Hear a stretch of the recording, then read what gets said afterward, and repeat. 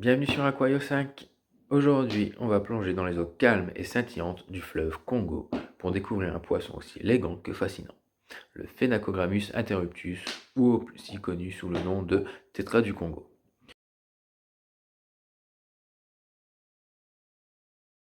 Alors, c'est un poisson originaire d'Afrique centrale. Donc le tétra du Congo est un poisson donc d'eau douce. Ce qui le rend spécial, c'est ses reflets qui peuvent aller du bleu au vert avec des petites touches d'orangé qui changent aussi en fonction de la lumière. C'est vraiment un véritable bijou pour un aquarium.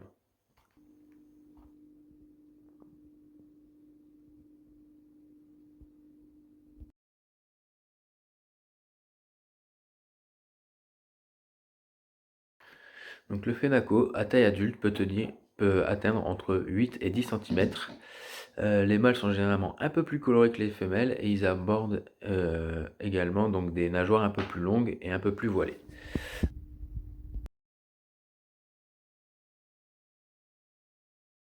Donc dans la nature, on les retrouve dans les eaux calmes, légèrement acides et ombragées du bassin du fleuve Congo.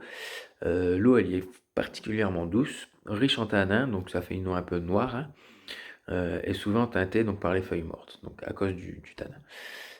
Pour les accueillir en aquarium, il faut recréer donc c'est un environnement, donc une température qui est aux alentours de 23-27 degrés, avec un pH légèrement acide, donc dû aux feuilles qui se décomposent, et une végétation assez dense.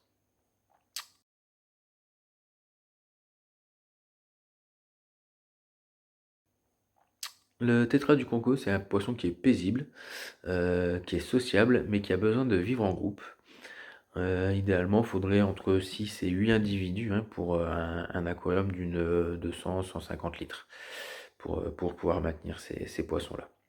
Après, c'est un poisson qui accepte toutes les nourritures, hein, donc que ce soit granulés, flocons, vivants, congelés, artémia, vers de vase, tout ce qu'il peut manger, il le mangera.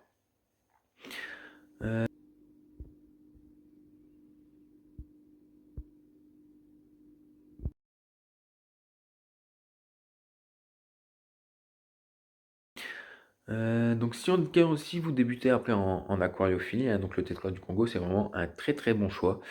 Comme je vous disais, à condition d'avoir un aquarium d'au moins 120-150 litres. Il cohabite très très bien avec beaucoup de poissons, donc notamment des poissons calmes, mais il faut éviter les espèces un peu trop vives ou agressives qui pourraient un peu abîmer les nageoires des mâles qui sont vraiment très très jolies et un petit peu plus amples. N'hésitez pas à liker si vous avez appris quelque chose. Abonne-toi pour ne rien rater et dites-moi en commentaire si tu en maintiens et si tu veux d'autres espèces. Sur ce, à bientôt!